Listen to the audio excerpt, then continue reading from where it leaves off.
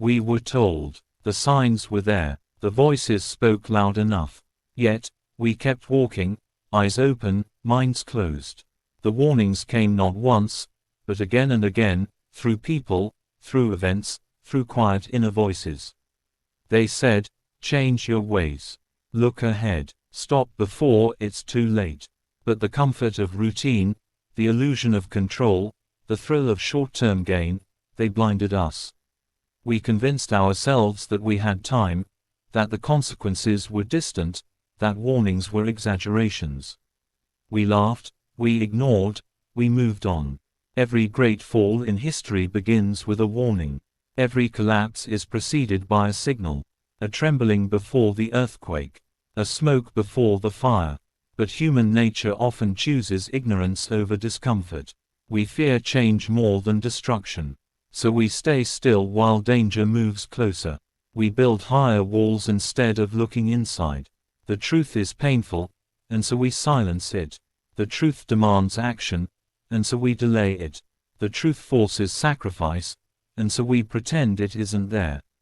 Nature gave us clues. The earth changed. The skies shifted. The oceans rose. Yet, we drilled deeper, burned faster, consumed more. The voices of scientists, thinkers, and everyday observers filled reports, screens, and books. But their voices became background noise in a world addicted to entertainment and ease. We saw the signs in our relationships, in our societies, in the way people began to speak less and shout more. Even then, we said, it's just a phase. Even then, we waited for others to act first. But consequences don't wait. They arrive silently, then all at once. A flood doesn't ask if we're ready. A crisis doesn't check if we've learned. It simply unfolds, without mercy, without pause. And when it does, we remember. We replay the warnings we dismissed. We see the wisdom we once mocked. We hear the voices we tried to silence. Regret becomes our teacher, but only after the price has been paid. This is not just about the past.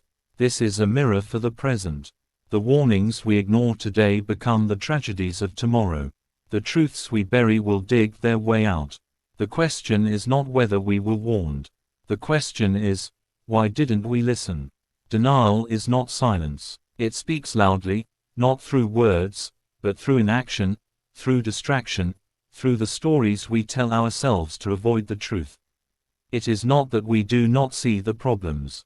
It is that we choose not to. Because facing the truth means accepting discomfort, change, and sometimes guilt. Answer: denial becomes a shelter. A temporary shield from what we already know deep inside. The warnings were not hidden. They were in the news, in conversations, in the eyes of those who were affected first. We saw the cracks forming, in nature, in society, in our personal lives. But instead of acting, we changed the subject. Instead of asking, what can I do, we said, it's not my problem. Denial offered relief, a way to keep living as we always had, to avoid the burden of responsibility. But comfort has a cost, and denial always sends the bill. The power of denial lies in its ability to feel like truth. It dresses up as logic, wraps itself in emotion, and makes us believe that everything is fine, even when the foundation is crumbling. We deny because it buys time. We tell ourselves we'll fix it later. But later becomes never, and denial, once a choice, becomes a habit. We scroll past facts. We laugh at serious warnings. We say, it's probably exaggerated, or, they're always saying that. In doing so, we protect our comfort, at the cost of our future. Denial isn't just personal, it's collective. Entire societies fall into it. When enough people pretend something isn't real, it becomes invisible, not because it vanished, but because we agreed to look away. And in that agreement, destruction begins. The longer we stay in denial, the heavier the consequences become.